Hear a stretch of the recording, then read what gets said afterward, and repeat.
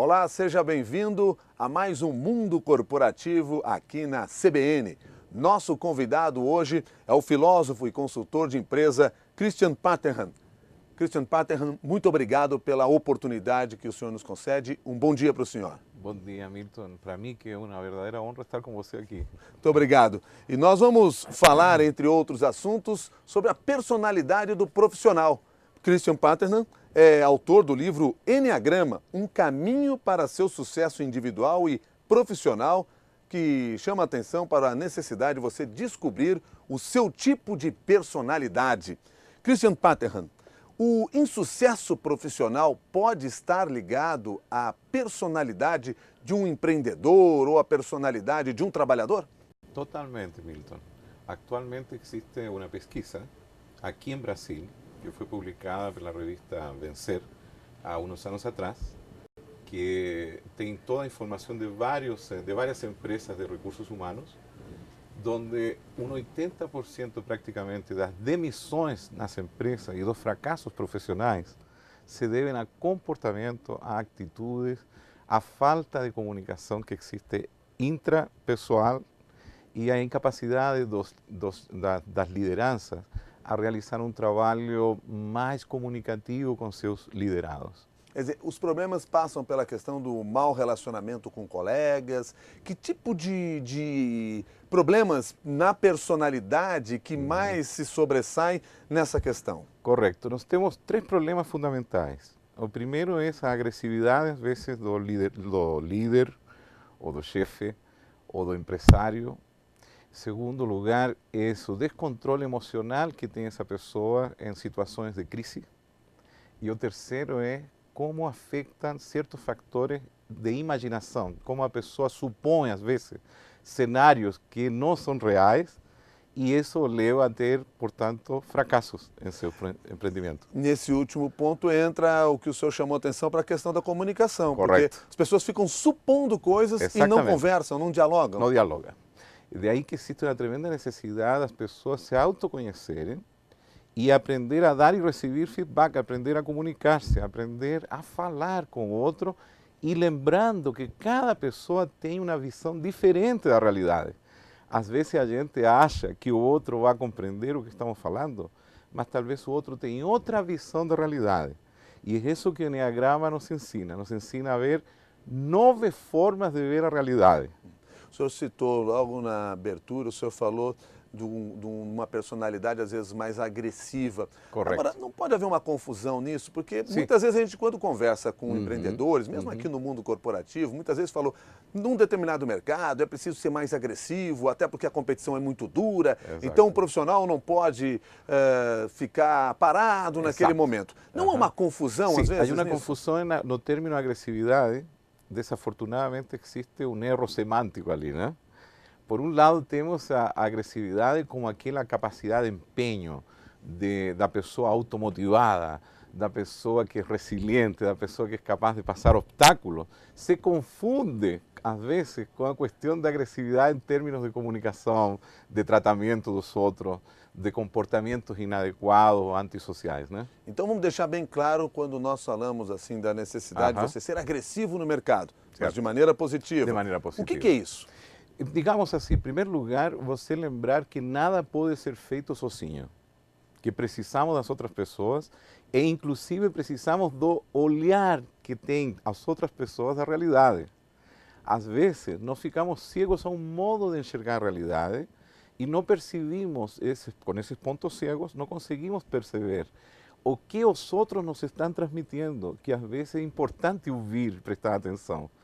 É interessante que todos os líderes que são bem-sucedidos, eles têm uma tremenda capacidade de ouvir e de ponderar o que os outros transmitem a eles.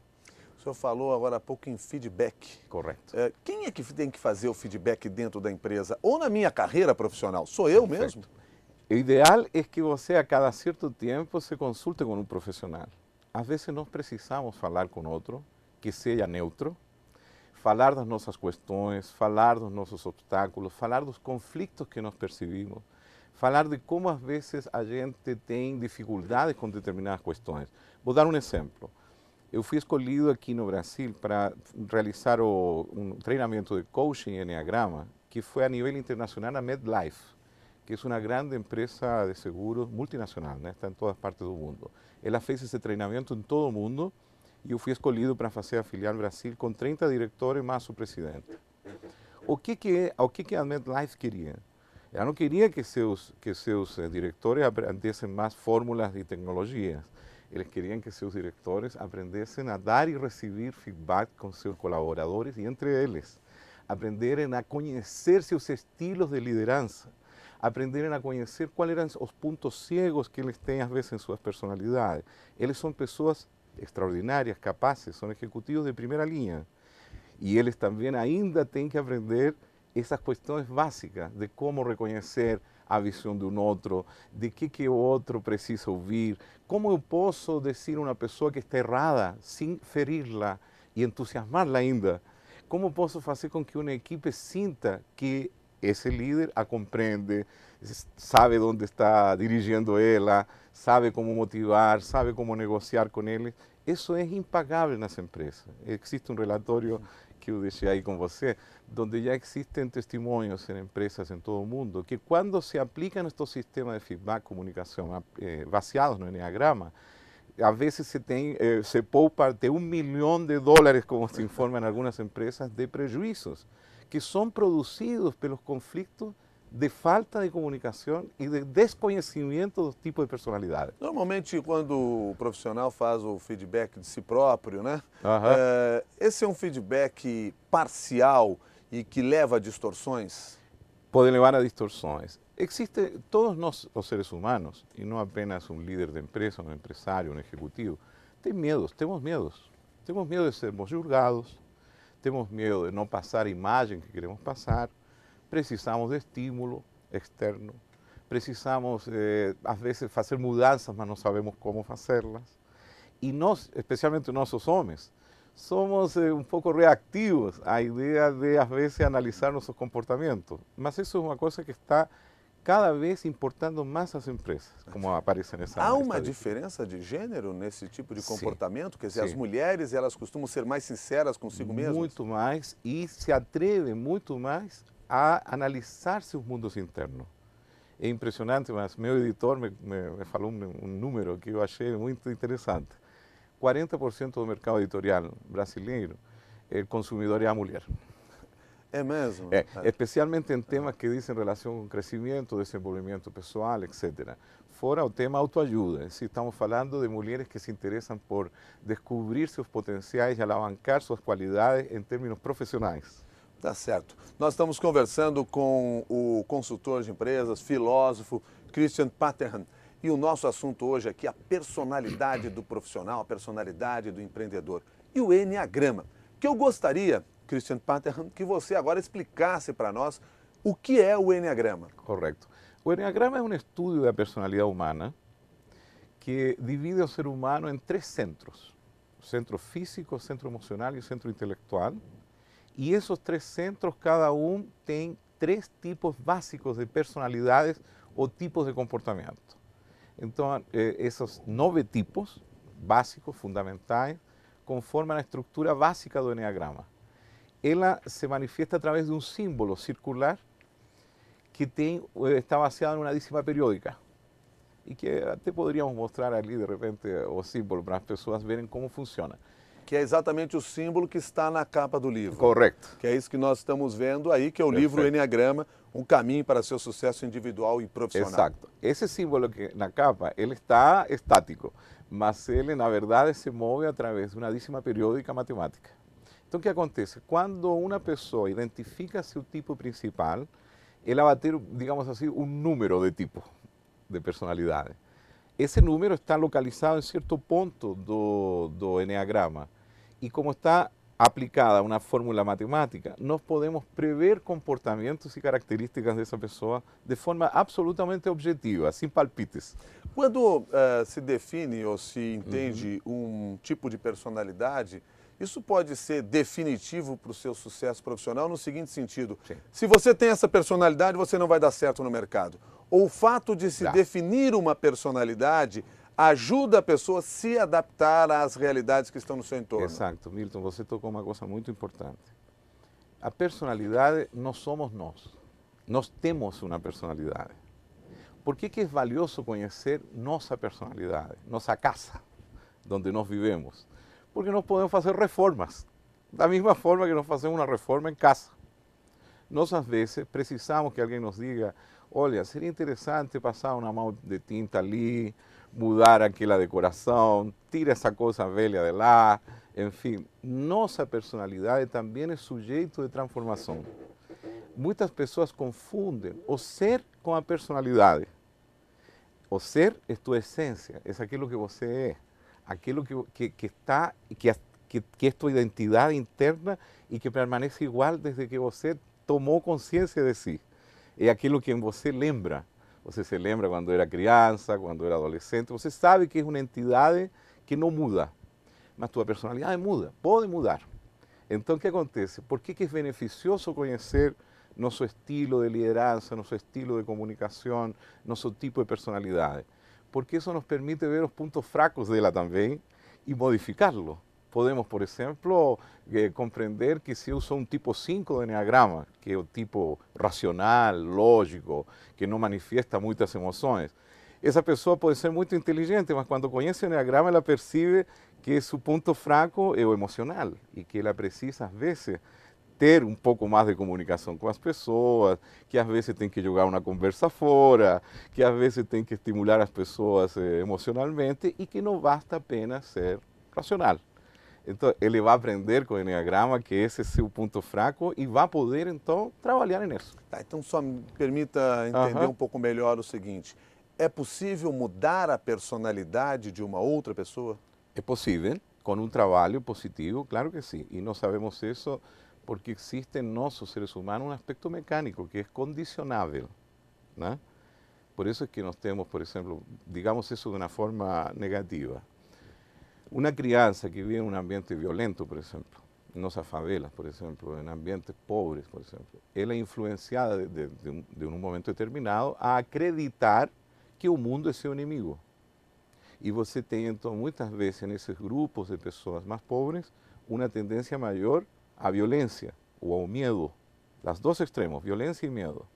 A falta de amor, o esquecimento social, provoca que essa personalidade surjam aspectos nessa personalidade negativos. E, logicamente, também temos a outra parte, aquela que vai compreender que essa pobreza pode ser superada. E ela vai começar a lutar, e vai começar a emergir, e vai começar a sair desse estado.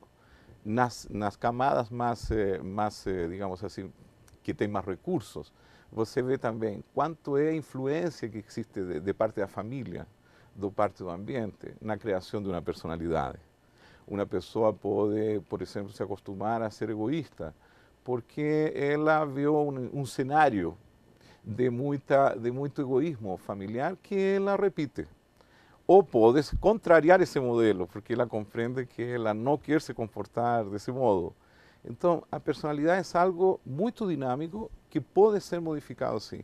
E o que seria ideal é que nosso sistema educacional inseriera essa possibilidade de trabalhar com a personalidade e não apenas nós termos uma psicologia da doença. Desafortunadamente, hoje temos só uma psicologia que se importa com os doentes, com os depressivos, com os que estão mal. Não é que nós nos tenhamos que importar com isso, mas as pessoas normais também precisam saber como elas podem crescer e como elas podem ter o que chamava Maslow, uma personalidade de excelência. É que na realidade nós temos um pouco a visão de que, por exemplo, psicólogos, psiquiatras são para pessoas doentes. Exato. Né? Eu não não preciso disso, eu sou normal, eu não preciso disso. Levando em consideração todos os conceitos de normalidade que nós podemos ter. Bom, o senhor se referiu agora há pouco sobre o Enneagrama e falou em 9 tipos de personalidade no ambiente de trabalho. Correto. Vamos traçar aqui. Primeiro, quais são os 9 tipos? Correto. Nós temos o tipo 1 do Enneagrama, que é aquela pessoa ordenada, disciplinada, que faz tudo certinho, que sigue a rotina certa. Ela tende a ver o mundo em certo e errado. As coisas têm que ser sempre do mesmo jeito. Se ela arruma um armário, as camisas seguramente estão em ordem de degradê, não é certo? Não tem mistura de cores. É uma pessoa que se caracteriza por essa situação de ordem, né? O segundo tipo enneagramático, tipo 2, é a pessoa que é amorosa, comunicativa, que não sabe dizer não, que está sempre sorridente, que tenta sempre agradar aos outros, que ela acha que fazendo algo pelos outros sempre, ela tem amor, tem retorno. O tipo 3 do enneagrama é o tipo chamado de bem-sucedido, performático, é um homem de sucesso. Um homem que gosta de ser enxergado como uma pessoa que se realiza, que merece aplauso, que merece considerações externas. É um homem, ¿no es cierto?, que se caracteriza também por sua capacidade de trabalho, né? É muito trabalhador, chega a ser, com o período de ser workaholic, né? O número 4 do enneagrama é essa pessoa sensível, às vezes com certos traços pessimistas, um pouquinho angustiada, melancólica. O tipo 5 do enneagrama é a pessoa lógica, cheia de métodos, matemática, que todo resolve, segundo ela, através da razão, que não gosta de abobrinhas, né? Gosta de coisas exatas. O tipo 6 do enneagrama é a pessoa que vive muito no mundo do imaginário. Supõe muitas coisas, está sempre pensando no futuro, tem medos, tem inseguranças, é aquela pessoa do pé atrás, é aquela pessoa advogado do diabo, né, que sempre encontra aquilo que ninguém viu e que adverte, né? Você não viu, você não leu o contrato inteiro, né? Então tem que ler inteiro o contrato.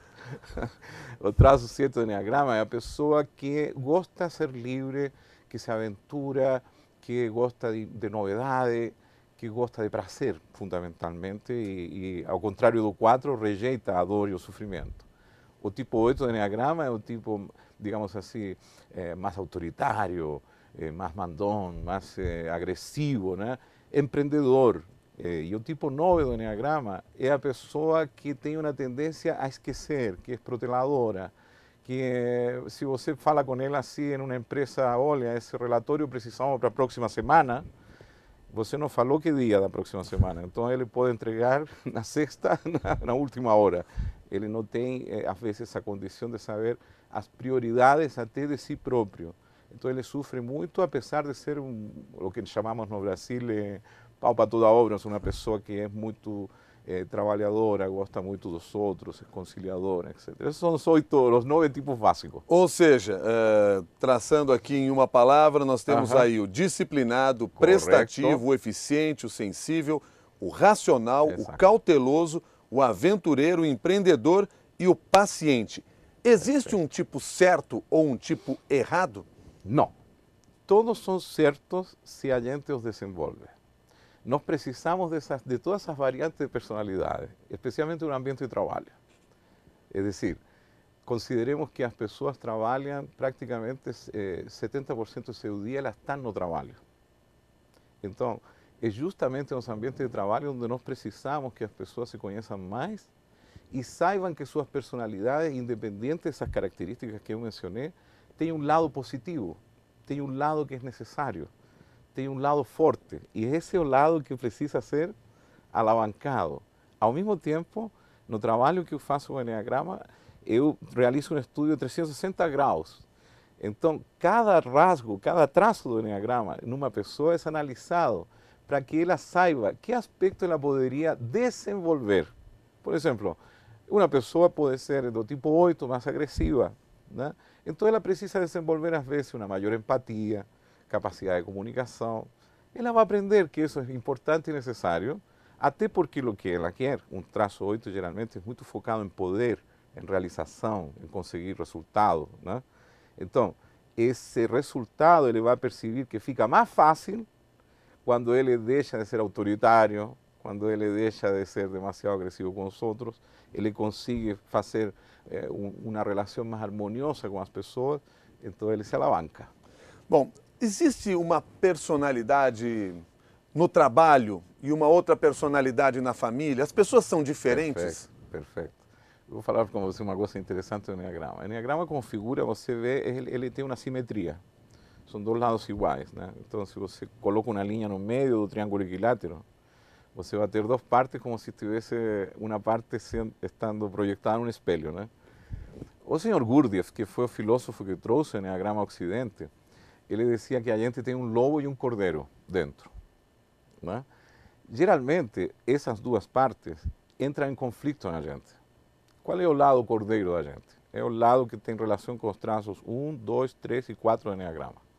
Nós chamamos os traços que têm relação com os outros. Então, por exemplo, o traço 1 arruma o armário dele e quer arrumar o seu também. O 2, ele quer que os outros o amem. O 3 quer que os outros aplaudam e o 4 quer que os outros sejam acessíveis com ele.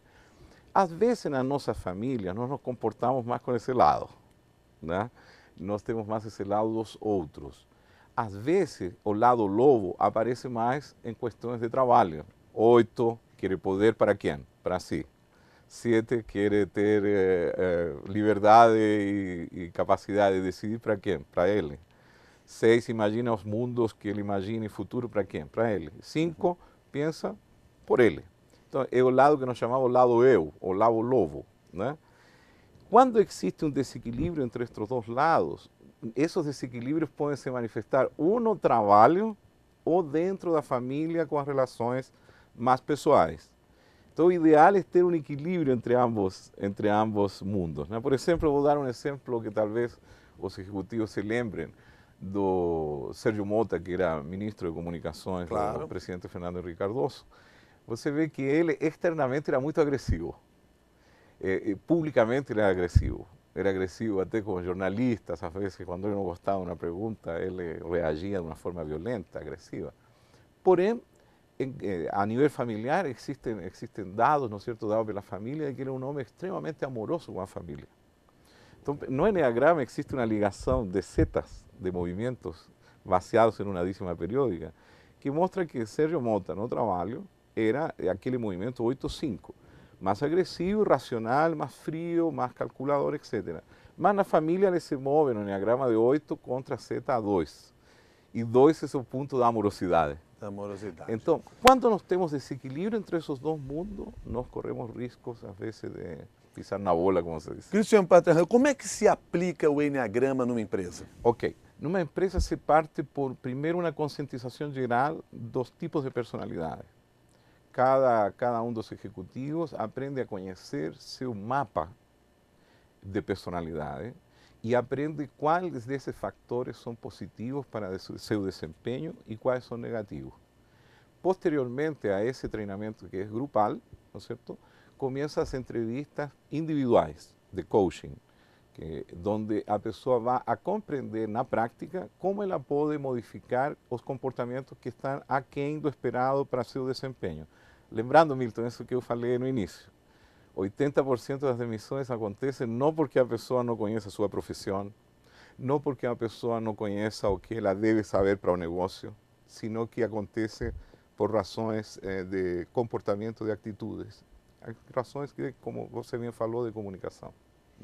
Claro. Agora, é feito um questionário, a pessoa tem que responder um questionário, aí a partir dali é mais fácil? É mais fácil. Ou essa entrevista é que é fundamental? É mais fácil. Eu faço uma combinação das duas coisas.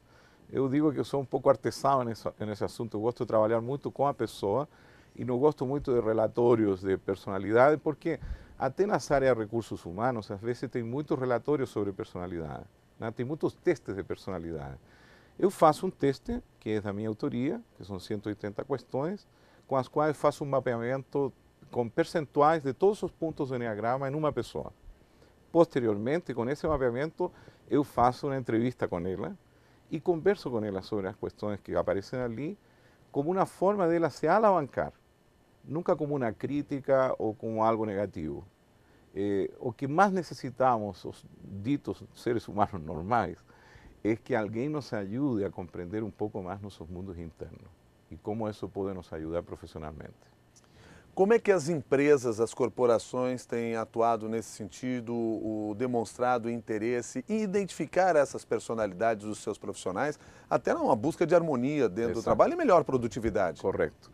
Olha, como entreguei aí um relatório para você agora, que foi entregue para nós no Congresso Internacional de Enneagrama, que aconteceu agora no final de julho nos Estados Unidos, e no qual eu participei com uma palestra sobre coaching e Enneagrama, existe, comprovadamente, são 72 empresas que deram seu testemunho de cómo aprender a lidar con estos aspectos de personalidad es importante en los negocios. Eso ya sabía aquí en Brasil desde el año 2000, que fue cuando fui convidado por la Fundación Getúlio Vargas a dar aulas sobre Enneagrama aplicado aos negócios em alguns MBAs da Fundação. E lá é que eu recebi o melhor feedback sobre este trabalho e comprovou as estatísticas que foram entregues agora no Congresso em 2011.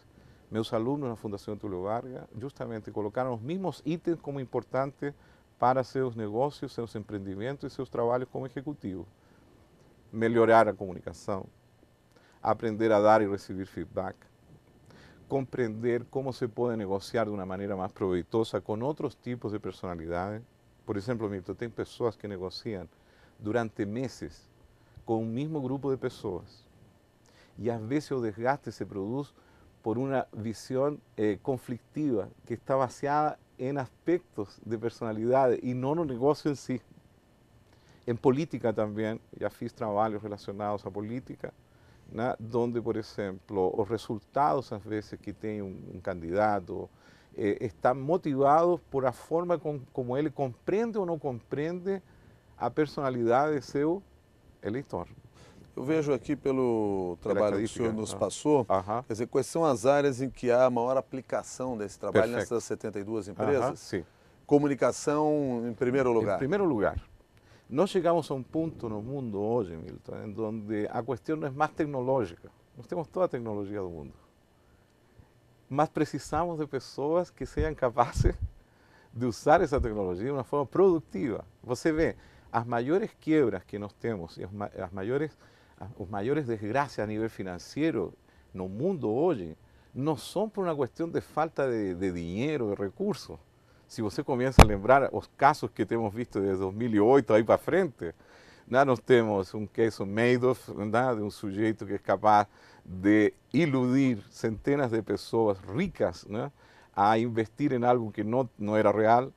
Você tem o caso Enron, né, onde a empresa Enron foi quebrada por abuso financeiro de seus diretores, ¿no es cierto?, donde eles enganaram, onde eles abusaram do poder que tinham. É decir, as razões do fracasso das empresas cada vez estão mais comprovadas nos comportamentos, nas atitudes, na forma como o ser humano atua dentro dela. Há pouco tivemos, ¿no es cierto?, um caso de um banco importante na Europa, ¿no es cierto?, o UBS, que perdeu 2 bilhões de euros, me parece, por razões de desfalque motivado por um sujeito inescrupuloso. É decir, a questão não é hoje o conhecimento, a tecnologia que afeta as empresas. A questão é, você tem o perfil certo na sua empresa? Você tem a pessoa certa no lugar que você colocou ela? Você sabe se essa pessoa, além de ter características curriculares importantes, você sabe o que é o que motiva ela? Como é que ela vê o mundo? Como é que ela tende a actuar? Nós temos que ter um sistema que não seja apenas aquele resultado de um relatório frio, de uma estadística fria, que chega às vezes às áreas de recursos humanos. É necessário, às vezes, você ter entrevistas com pessoas. Eu, pessoalmente, Milton, em algumas empresas até tenho feito alguns processos de análise de perfil que implicam, por exemplo, a possibilidade de que uma pessoa seja alavancada e que era desconhecida, às vezes, na empresa. Estava lá fazendo sua função durante anos e essa pessoa estava apta para realizar uma liderança, mas não era vista. Por quê? Porque certos aspectos da personalidade dela não apareciam como poderosos. Claro. O que nós estamos falando até aqui é a tal inteligência emocional? Sim. Está ligado diretamente a isso? Totalmente ligado a isso. Hoje em dia, a inteligência emocional não é mais um parâmetro, digamos, subjetivo. É um parâmetro que implica lucros para uma empresa quando ela realiza uma análise inteligente de seus colaboradores. E aí nós estamos conversando, as pessoas estão aqui nos acompanhando, e eu fico pensando assim naquele profissional que está numa empresa que não aplicou o Enneagrama, não vai aplicar o Enneagrama, mas ele pessoalmente fica pensando o seguinte: como é que eu consigo identificar as minhas personalidades e quem sabe, me adaptar? Porque talvez ele já esteja identificando que o insucesso dele ou o fato de ele não ter conseguido avançar esteja ligado a isso. Exatamente. Convencido disso. A pessoa pode individualmente desenvolver algumas estratégias até para que ela se identifique, saiba quem ela é? Pode. Pessoalmente, eu trabalho com pessoas a nível individual aqui em São Paulo. Eu realizo esse trabalho, as pessoas me enviam suas necessidades por e-mail, eu mando a elas o teste, com o questionário completo, e depois a gente tem uma sessão inicial, uma entrevista inicial, onde eu converso sobre ele, sobre esse seu mapa de personalidade. Qual é o seu e-mail? É possível. escola.enneagrama@gmail.com. Então vamos repetir aqui. escola.enneagrama@gmail.com. gmail.com. Christian Paterhan, eu quero agradecer a sua gentileza de conversar conosco aqui no Mundo Corporativo. Vamos tentar identificar as nossas personalidades. Isso. Muito obrigado e até uma nova oportunidade. Muito gentil. Nós conversamos hoje com Christian Paterhan, que é consultor de empresa, filósofo e autor do livro Enneagrama, um caminho para seu sucesso individual e profissional. Já está na 5ª edição, lançado pela editora Quartet, e que você tem a oportunidade de conhecer aí na tela. Muito obrigado pela sua presença hoje aqui no Mundo Corporativo da CBN. Até mais.